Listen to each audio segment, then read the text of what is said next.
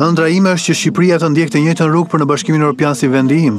Ajo çfarë keni bërë është e mjaftueshme për të çelur bisedimit për antarësim. Ne jemi të përfshirë jo sepse na e kërkojnë tjerët, po sepse e kërkon interesi ynë kombëtar, interesi i fëmijëve tanë.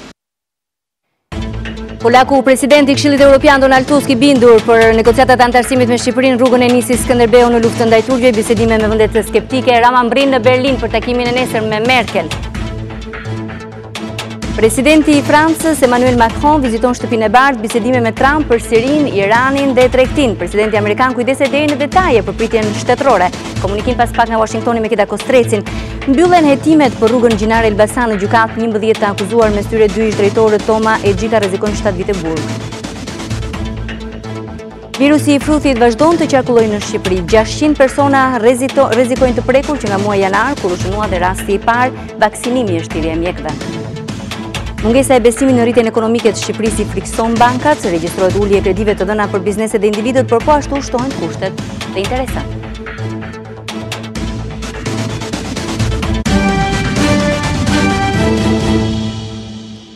Mirëmbrëma dhe mirë se erdhët. Sot është e martë, 24 prill, dhe ky është edicioni qendror i lajmeve në Radio Televizionin Ora News. Unë jam Ilva Tare.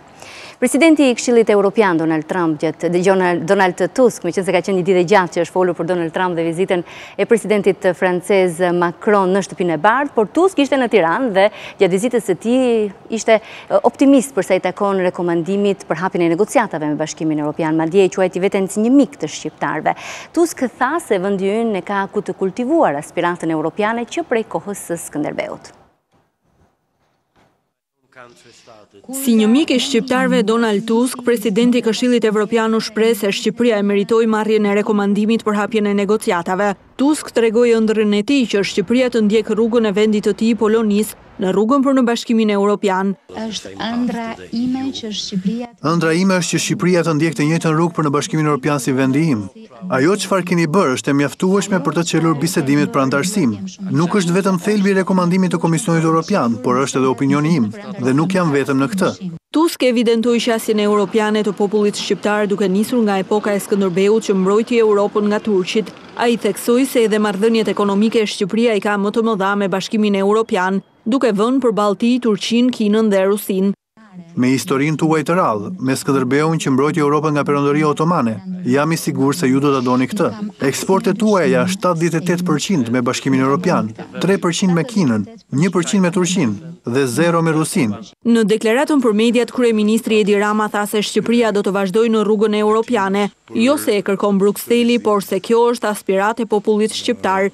Ne rekomandimin e shikojmë jo si një pikëmbritje, por si përfundimin në një faze dhe çeljen në një faze 3, edhe më sfiduese, edhe më të vështirë, ku ne jemi të përfshirë jo sepse na e kërkojnë tjerët, po sepse e kërkon interesi ynë kombëtar, interesi i fëmijëve tanë. Në fund, presidenti i Këshillit Evropian Donald Tusk tha se sfida tjetër e Shqipërisë është bindja e vendeve anëtare për të pranuar propozimin e Komisionit Evropian. Ndërka që pas dite, kryeministri Edi Rama ka nisur vizitën zyrtare në Berlin, ku pritet të zhvillojë dhe një takim me kancelaren e Gjermanisë Angela Merkel. Në Twitter, këshilltari i kryeministrit për mediat Fuga ka postuar edhe një foto nga pritja zyrtare me citimin "Ceremonia e mikpritjes në Berlin për kryeministrin mbreslënse". Foton po e ndiqni në këtë moment në ekran. Vizita e Ramës në Gjermani është paralajmëruar se do të zhvillohej pak ditë më parë, madje ishte thënë edhe këtu në edicionin ton të lajmeve, por është programuar përpara dhënies së rekomandimit pozitiv për çeljen e bisedimeve me Bashkimin Evropian. Ndërkaq, pikërisht kjo pritet të jetë dhe tema e diskutimeve të kryeministit Rama me kancelaren Merkel. Zhvillimet do t'i mësojmë nesër më shumë. Por ka pasur zhvillime sot në lidhje me dosjen e rrugës Elbasan Gjinar. Prokuroria e ka dërguar në gjykatë, me syri janë dhe 11 akuzuarit dhe 2 ish drejtorët e burgjeve. Prokuroria pranë gjykatës së shkallës së parë Elbasan ka përfunduar hetimet për dosjen e rrugës Elbasan Gjinar dhe ka depozituar në gjykatën e rrethit Elbasan dosjen në ngarkim të 11 të pandeurve. Ndaj Andi Tomës, ish drejtori përgjithshëm i Autoritetit Rrugor Shqiptar në periudhën 2008-2013 dhe Dashamir Xhikës, Ish drejtori përgjithshëm i Autoritetit Rrugor Shqiptar në periudhën tetor 2013-shtator 2017 rëndon akuza e shpërdorimit të detyrës i parashikuar në nenin 248 të Kodit Penal. Nëse do të gjenden fajtor dhe nga tokat e zeza dy zyrtarët, rrezikojnë deri në 7 vite burg. Po ashtu në të njëjtën akuzë është edhe Recep Tarba, mbikëqyrësi i punimeve. Ndërkohë në akuzën e vjedhjes janë dhe 3 administratorët e kompanive ndërtuese, Agron Hysa dhe Kujtim Hysa, të shoqërisë Vëllezërve Hysa si dhe Rezarta Bokçiu, administratore e shoqërisë Arifaj. Akuza e paraqitur ndaj tyre parashikon një dënim deri në 10 vite. Në akuzë për shkelje dhe shpërdorim të detyrës janë dhe 5 ish zyrtar të transporteve. Policia zbatoi masën e arrestit në fillim të shkurtit. Prokuroria ngriti akuzën për abuzime me fondet e rrugës Gjinar Elbasan dhe për marrjen e fondeve për punime të pakryera. Vlera e investimit kapi shifrën e 500 milion lekëve që duhet investoheshin për asfaltim dhe vendosje sinjalistike. Mësohet se ekspertët e pavarur të kërkuar nga prokuroria kanë llogaritur një dëm ekonomik prej 170 milion lekësh. Ndërkohë edhe pse punimet kanë qenë të pakryera, mbikëqyrësit kanë paraqitur raporte për realizim të investimeve. Ndërkohë që edhe gjykata e krimeve të rënda ka caktuar në mungesë masën e sigurisë arrest në burg për Bledar Jambellin, personin e dyshuar si porositësi i vrasjes së ish kryekomisar Artan Cukut. Jambelli, i njohur ndryshe edhe si Ricardo Muka, nuk është një emër i panjohur për drejtësinë. Bledar Jambelli nga Fieri ose i njohur ndryshe si Ricardo Muka është person i dyshuar si porositës i vrasjes së kryekomisar Artan Cukut. Ai është shpallur në kërkim ndërkombëtar me vendim të gjykatës për krime të rënda, e cila më 17 prill të këtij viti ka caktuar për të masën e arrestit me burg në mungesë. Kërkimet policore për kapjen e tij deri më tani në territorin e Shqipërisë nuk kanë dhënë asnjë rezultat, ndërkohë që është mësuar se ai ndodhet jashtë vendit. Grupi i hetimit ka dalë në konkluzionin se ish drejtori i policisë së Vlorës u vra për shkak të detyrës në radhët e uniformave blu. Nga hetimet rezulton se në dhjetor të vitit 2012 Artan Cuku e vuri në pranga Jambellin, pas dyshimeve se ishte autori i vrasjes Armando Delajt në shtator të këtij viti.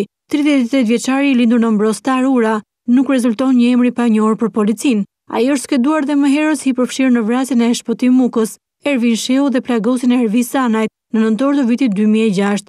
Gjëra në fjalë dyshoi se kishte lidhje me një atentat të ndodhur në Spanjë, që u pasua më pas me një zinxhir krimesh të rënda që tronditën Vlorën e Tiranën. Pavarësisht dyshimeve, Bledar Jambelli ja doli mban të rifitonte lirinë, por pas daljes nga burgu ai dyshoi se është hakmar ndaj kryekomisarit. Sipas hetuesve, ai kontaktoi të dyshuarin Mikel Shallari, të cilën e ka paguar për ekzekutimin e ish drejtorit të policisë së Vlorës. Hetuesit thonë se porositësi i dha Shallarit fillimisht shumën prej 3.000 eurosh, ndërsa pjesën tjetër të pagesës do t'ia bënte pasi të kishte kryer vrasjen, të cilën e realizoi prillin e vitit të kaluar në derën e pallatit ku banonte kryekomisari në rrugën e Kosovarëve në kryeqytet. Mikel Shallari ka fituar statusin e bashkëpunëtorit të drejtësisë, pasi dëshmitë e tij zbardhën ngjarjen. Hetimet për vrasjen e zyrtarit të policisë janë drejt fundit dhe pritet që dosja t'i dorëzohet gjykatës.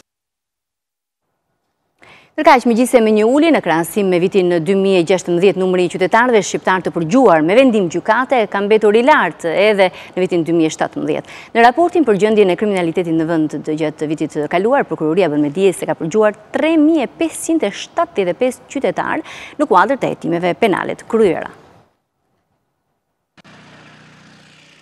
Një numër i konsiderueshëm qytetarësh janë përgjuar me vendim gjykate gjatë vitit kaluar në kuadër të hetimeve penale të zhvilluara, megjithse numri total i personave të mbajtur në përgjim është ulur në krahasim me 2016. Në raportin e prokurorisë së përgjithshme të paraqitur në kuvend, thuhet se gjatë vitit 2017 janë ekzekutuar gjithsej 2429 vendime për përgjim të autorizuara nga gjykata në hetimet paraprake. Këto përgjime, sipas prokurorisë, janë aplikuar në lidhje me 723 procedime penale të hetuara, nga të cilat 204 prej tyre në kuadër të hetimeve të prokurorisë për krime të rënda. Më konkretisht, bazuar në këto praktika të autorizuara nga gjykata, sipas prokurorisë është mundësuar interceptimi për 3575 persona të dyshuar si të përfshirë në vepra penale.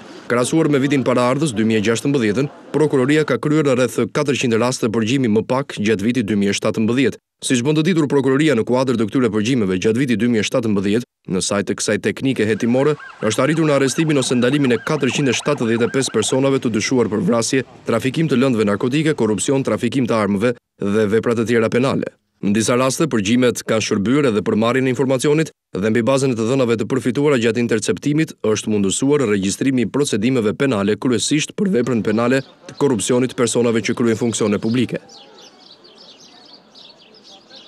Statuti i ri i Partisë Demokratike për nënkryetarin Paloka garanton rregullat të qarta brenda kësaj force politike dhe jep përgjigje të gjithë problemeve që muaj më parë ricikluan një debat, por edhe përçarje të brendshme që vazhdojnë të jetë e tillë brenda dhe jashtë Partisë Demokratike. Por përtej kësaj Paloka është shprehur se bashkimi dhe afrimi i kontributeve nuk mund të garantohet vetëm nga statuti, por gjithçka varet nga vullneti politik i palëve. Këtë deklarim e ka bërë për gazetarin e Verës Zejdaj.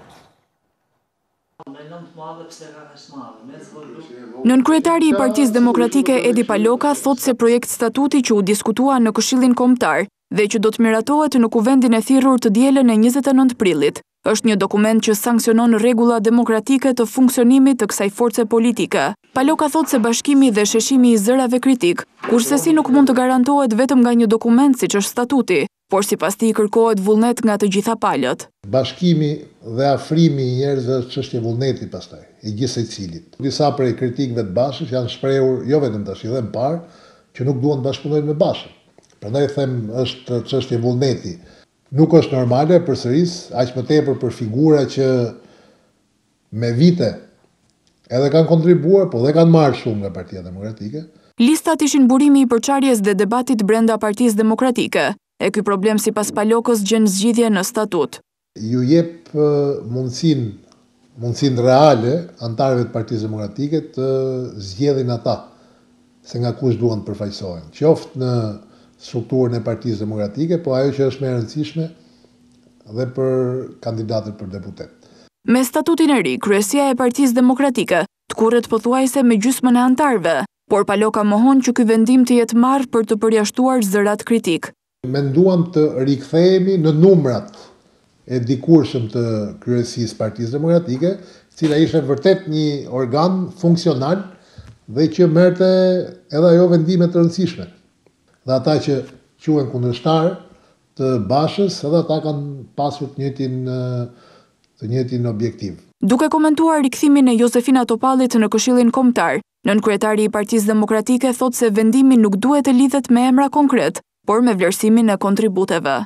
Përderisa janë gjithësisht funksionarët e tjerë, president, kryeministra, kryetar partie, edhe kryetarët e parlamentit janë figura që kanë dhënë për Partinë Demokratike dhe janë nga funksionarët e lartë Partisë Demokratike. Të dielën më shumë se 7.000 delegatë do të miratojnë statutin e ri të Partisë Demokratike, mbledhje në të cilën janë ftuar edhe kritikët më të fortë të Bashës, si Josefina Topalli, Ridvan Bode, Astrid Patozi e Majlinda Bregu.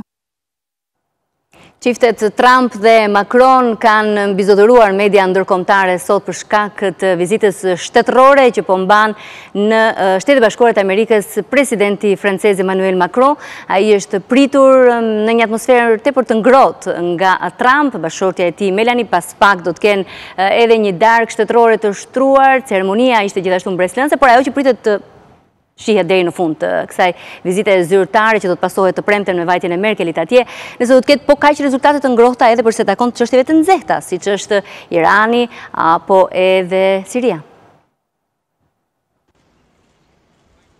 Pritjen e parë shtetërore që nga momenti i marrjes nën kontroll të zyrës më të rëndësishme në Shtëpinë e Bardhë, presidenti Donald Trump ja ka rezervuar homologut francez Emmanuel Macron, me të cilin ka diskutuar çështjet bilaterale si dhe ato me interes të përbashkët nga arena ndërkombëtare. Analistët vlerësojnë se mes dy liderëve ekziston një vullnet mjaft pozitiv bashkëpunimi, edhe pse janë shfaqur diferenca për çështje të ndryshme përfshirë marrëveshjen bërthamore të Iranit, tregtinë dhe mënyrën se si duhet proceduar në konfliktin e Sirisë. Të shoqëruar nga bashkëshortet Melania dhe Brigitte, presidentët mbajtën fjalët përshëndetëse ku Trump falenderoi edhe një herë Francën për angazhimin në fushatën e bombardimeve mbi bazat siriane të armëve kimike. Gjithashtu lideri amerikan vlerësoi miqësinë mes dy vendeve.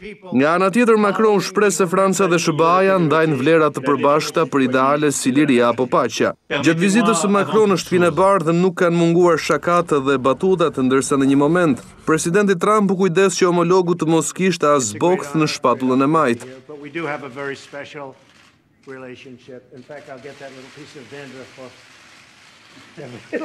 Ne kemi një marrëdhënie të veçantë dhe në fakt më lër ta pastroj këtë copës bokthi që ke në shpatull.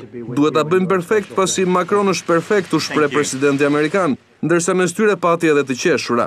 Trump paralajmëroi qartë edhe Iranin kur tha se do të ketë pasoja të mëdha në rast se do të rifillojë programin bërthamor. Kujtojmë që kjo pikë përbën një ndasim mendimesh me homologun Macron, i cili qëndron ides se lideri amerikan nuk duhet të tërhiqet nga pakti nuklear, si alternativa më e mirë për të përballur me Iranin për këtë çështje. Ceremonia zyrtare që i bëri në shtëpinë e bardhë presidenti amerikan Donald Trump çiftit Macron është komentuar shumë. Cilat janë pritshmëritë e komentatorëve politik në Shtetet Bashkuara të Amerikës? Kam një komunikim të drejtë për drejtë me gazetaren e Zërit të Amerikës, Keida Kostreci. Mi mbroma Keida, në këtë sintoni të plot, të paktën për nga veshjet e në të dyjave midis Tiranës dhe Washingtonit. Mi mbroma Ilva. Çfarë pritshmërish ka për këtë takim? Unë nuk të shikoj dot. Jam me një fustan të bardhë me pika të zeza, kështu që çfarë pritshmërish ka në lidhje me takimin me vizitën? Pritshmërisë e komentatorëve amerikanë në lidhje me vizitën e presidentit Macron. Para se shkoj te vizita, atëherë ne qenë kemi, Po, Ilva, pritshmëritë për këtë vizit ishin të mëdha për faktin se marrëdhënia mes presidentit Trump dhe presidentit Macron është një marrëdhënie e ngrohtë, megjithëse një gjë e tillë nuk do të ishte pritur më parë. Temat janë megjithmonë të vështira që po diskutohen gjatë ditës së sotme. Bëhet fjalë për Sirinë, bëhet fjalë për Korenë e Veriut, por mbi të gjitha bëhet fjalë për marrëveshjen me Iranin, për të cilën thuhet se presidenti Macron do të përpiqej që ta binte zotin Trump që të mos tërhiqej, pra që Shtetet Bashkuara të mos tërhiqeshin nga kjo marrëveshje. Gjatë ditës së sotme u mbajt një paradë dhe zoti Macron dhe zoti Trump patën bisedime në shtëpinë e bardhë dhe si dhe një konferencë për shtyp që ishte e gjerë me pyetje të shumta dhe fokusi ishte pikërisht tek çështjet ndërkombëtare. Zoti Macron këmbguli vazhdimisht që marrëveshja me Iranin e fuqive evropiane, Shteteve të Bashkuara dhe Iranit pra është diçka e rëndësishme për të ardhmen e diplomacisë, ndërkohë që presidenti Trump e ka quajtur atë marrëveshje që ishte arritur gjatë administratës ish presidentit Obama si një marrëveshje shumë të keqe. Deri para pak ai nuk u prononcua lidhur me faktin nëse ai do të ndryshonte qëndrim për këtë marrëveshje, kështu që nuk është ende e qartë se sa sukses pati në këtë drejtim zoti Macron. Tema tjetër është Siria, megjithëse të dy presidentët theksuan faktin e bashkëpunimit për goditjen e fundjavës së kaluar pra para 10 ditëve mes e Britanisë, Shtetet Bashkuara dhe Francës pas përdorimit të armëve kimike. Përveç kësaj ka shumë pak pikat përbashkëta sepse Evropa do të jetë më e angazhuar, por mbi të gjitha Evropa do që Shtetet e Bashkuara të jenë më të angazhuara në këtë drejtim dhe Shtetet e Bashkuara nuk kanë shprehur ndonjë dëshirë për një angazhim më të madh të Washingtonit pra për krizën e Sirisë, dhe ndërsa takohen liderët ndërsa takohen diplomatët në Evropë, këtu në Shtetet e Bashkuara, me gjithë bisedimet mes dy udhëheqësve, nuk ka pasur ndonjë ndryshim qëndrimi lidhur me Sirinë, Ilva. Ndërkohë, Keida, duket se në kontinentin evropian ka një perceptim se presidenti amerikan është më i vëmendshëm ndaj Koresë së Veriut se sa ndaj Europës. A qëndron kjo? Ka të drejtë që ekziston një perceptim i tillë në Europë? Nuk e di nëse mund të qëndroj tamam si krahasim, sepse tjetër sfida paraqet Korea e Veriut, ndërsa marrëdhënia me Evropën, pavarësisht se ka qenë e pazakont gjatë kësaj kohe dhe ka pasur rezerva nga udhëheqësit evropian për presidentin Trump, është gjithsesi një marrëdhënie aleatësh. Për sa i takon takimit të pritshëm të presidentit Trump me udhëheqësin koreano-verior Kim Jong-un, pritshmëritë janë të mëdha nga ana e diplomacisë amerikane, mund të ekzistojë dhe mund të jetë i justifikueshëm shqetësim evropian për sa i takon çështjeve të cilat kanë rëndësi më shumë për Evropën për shkak të afërsisë gjeografike dhe rëndësisë gjeostrategjike të tyre, siç e përmenda Siria dhe Irani. Në këtë kuptim mund të ketë një farë të drejtë që vëmendja e Amerikës dhe Washingtonit po ndahet edhe për çështjen e Koresë së Veriut, por nuk di nëse mund të bënim një balans, pra një baraspeshje mes vëmendjes së presidentit Trump ndaj Koresë së Veriut dhe ndaj Evropës. Kjo më shumë do të shihet nëse do të arrihet diçka përmes diplomacisë së Washingtonit. Ndërkohë, Keida, vizita pas Emmanuel Macron, të premten vjen Angela Merkel në shtëpinë e bardhë. Çfarë pritet nga kjo vizitë gjithashtu?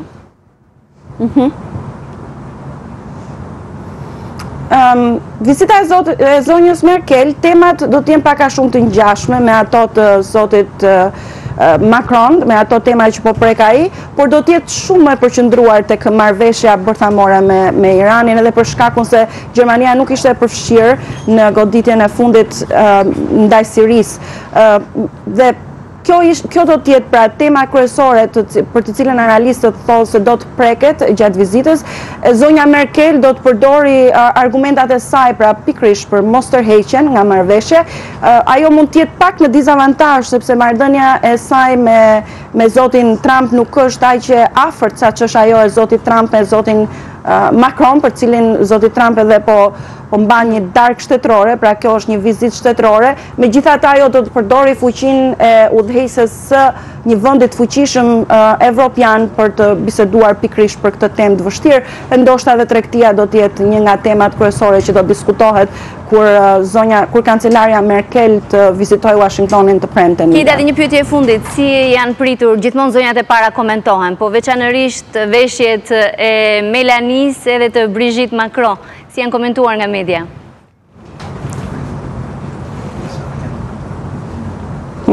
Ato ishin nëse do flasim për tema, pra për koordinim temash, ditën e sotme kishte një koordinim ngjyrash mes tyre. Ato të dyja ishin veshur me ngjyra të qelta, të bardha, megjithëse zonja Melania Trump kishte një kapele dhe zonja Macron nuk kishte një të tillë. Të dyja zonjat ishin veshur shumë shik, dje ato kishin veshje të ndryshme, pra kishin një kontrast. Zonja Trump kishte një fustan me një xhaket të zezë, ndërsa zonja Macron ishte veshur me roz, ndërsa u takuan së bashku me bashkëshortët e tyre dhe mbollën një pemë në oborrin e shtëpisë së bardhë që kishte sjellë si dhuratë çifti Macron, tha që kishte një simbolizëm sepse vinte nga një zonë ku kanë vdekur gjatë luftës së dytë botërore shumë amerikanë. Kështu që ajo që ndoshta pritet më me, si thuash, ajo që është që i bën më kurioz njerëzit. Veshjet deri tani kanë qenë shumë të bukura dhe shik, po zakonisht kur ka darka shtetërore, shkëlqimi shkon në maksimum dhe do të pritet të shihet se çfarë fustanesh, çfarë veshësh do veshin zonjat e para, dekori dhe megjithatë çfarë stilistësh do të përdoren, amerikan, francez, sepse sigurisht në darkat shtetërore përdoren nga zonjat e para për një simbolizëm politik. Edhe përmes veshjeve, dekorit dhe ushqimeve që ato ofrojnë pra në këto mbrëmje luksoze që kanë rëndësi si nga ana ceremoniale, po edhe nga ana politike që ndihmojnë agjendën e vendeve të tyre dhe bashkëshortëve të tyre. Ilva. Faleminderit Kida Kostreci për këtë komunikim të drejtë për drejtë nga zëri Amerikës, Washington DC.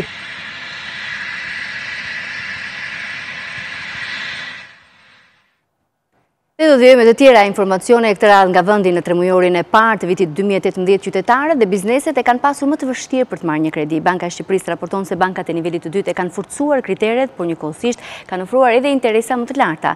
Dy nga arsyet pse janë ndërmarrë këto hapa është rritja e nivelit të kredive të këqija, por edhe skepticizmi që bankat kanë tek rritja ekonomike.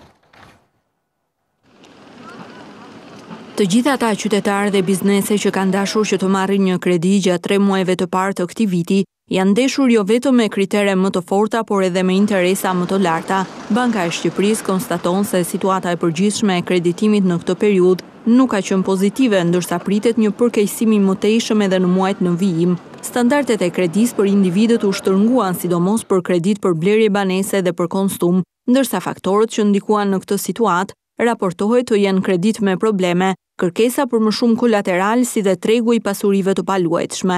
Gjatë 3 mujorit të parë të vitit me më shumë vështirësi në marrjen e një kredie janë hasur edhe bizneset e vogla e të mesme. Faktorët me ndikim shtrëngues në standardet e kredisë për biznesin ishin problemet specifike të sektorit ku vepron biznesi, perceptimi i bankave për situatën ekonomike si dhe kredit me probleme. Biznesi i madh ka qenë më i favorizuari në lidhje me dhënien e kredive. Banka e Shqipërisë raporton se në 3 mujorin e parë të 2018-s, standardet për këtë kategori kanë mbetur të pandryshuara. Sipas të dhënave të Bankës së Shqipërisë, kreditimi ka pësuar një ulje të lehtë për gjatë muajit shkurt të këtij viti me rreth 1 miliard lekë krahasuar me janarin. 600 persona rezultojnë të prekur nga fruthi që nga muaji janar, kur shënua dhe rasti i parë. Sipas të dhënave të ISHP-s, epidemia e fruthit vijon të përhapet, duke bërë sërish thirrje për vaksinim. Që nga muaji janar që shënuar rasti i parë deri më tani, 600 persona rezultojnë të prekur me fruth. Statistikat e Institutit të Shëndetit Publik tregojnë se fruthi vijon të jetë epidemi, ndërsa mjekët e vënë theksin tek vaksinimi. Edhe në qendrën shëndetësore numër 1, mjekja pediatre Blerta Dedja thotë se janë evidentuar raste të reja me fruth tek moshat pediatrike. Një problem specifik që kemi, domethënë që u bë muaj që po diskutohet, janë gjithsesi rastet e fruthit që akoma domethënë dalin raste të reja në të gjitha grup moshat e fëmijëve dhe apeli është gjithmonë për prindërit, domethënë për vaksinimin. Përveç riskut të fruthit, kjo është periudha kur fëmijët e vegjël preken nga infeksionet respiratore, pra vështirësi në frymarrje dhe diarret. Kjo për shkak të ndryshimit të temperaturave dhe stinës që favorizon përhapjen e tyre. Në nivel kombëtar, Instituti i Shëndetit Publik raporton për 11.000 raste me infeksione respiratore, ndërsa në QSUT rreth 250 fëmijë i drejtohen mjekëve specialistë për të marrë mjekim në një ditë. Fillojnë ndoshta prevalon një çik më shumë infeksionet e sferës gastrointestinale, pra diarret, intoksikacionet alimentare për shkak të temperaturave të larta dhe konsumimit ndoshta të ushqimeve një çik jashtë kontrolleve, jashtë standardeve të ruajtjes, kështu që ka ato problematikat e veta. Gjithsesi, prindërit normalisht në këtë periudhë të vitit, sidomos për pjesën e diarrevës dhe të dvjellave, duhet të jenë shumë të kujdesshëm për higjienën e fëmijës dhe të tyre, larjen e duarve, zgjedhjen me shumë kujdes të produkteve ushqimore. Mjekët rekomandojnë se asnjë prind nuk duhet të tentojë vetë mjekimin e fëmijës, por duhet i drejtohen menjëherë specialistëve. Ka qenë një ngjarje e rëndë ajo e mbrëmjes së dieshme ku të paktën 10 persona kanë mbetur të vdekur në Toronto të Kanadas ku një furgon është futur me shpejtësi mes kalimtarëve. Mediat kanadeze në shkrimet e tyre sot janë referuar edhe një shqiptari, Bes Kondi, i cili ka dhënë ndihmën e parë të plagosurve është ndodhur aty. Ne kemi në linjë të drejt për drejt telefonike nga Kanadaja. Besi, me mbrëma, si ishte përfshirja jote në këtë tragjedi? Unë sa dëgjova zërat dhe odorimat, dola direkte ku ndodhesha në një nga banesat që menaxhojmë dhe vajta direkte insekti parë është tikja të personit që ishe në tokë. Në ato kohë nuk e dija se çfarë kishte ndodhur, duke që ishte një aksident, por nuk i dija detajet dhe thjesht vajta direkte për të ndihmuar personin që ishte në tokë. Besti jeton në Kanada prej vitesh? Çfarë profesioni ke? Si u gjende aty? Kemi ardhur me familjen që në gusht të vitit 2000 punoj për një kompani që ndërton pallatet dhe i menaxhojmë, Dell Property Management. Si e ke ndjerë veten sot kur je kthyer në një personazh mediatik për median që ka shkruar atje për aktin tënd, për ndihmën që i ke ofruar, sepse shumica mund të kishte vrapuar për shkak të panikut dhe të frikës. Ti ke qëndruar aty dhe i ke ndihmuar të plagosurit. Unë vrapova për instiktit se pash një person në tokë dhe njerëzit po vraponin duke qenë në vende të ndryshme, unë thjesht doja të ndihmoja personin, duke nuk i ditur detajet, doja që personin të ishte në rregull derisa të vinin ambulancat dhe kur pash në kratë majtë dhe djathtë që ishin më shumë persona në tokë, kuptova që ishte diçka më e madhe se sa një aksident izoluar përpara vendit të ndodhesha.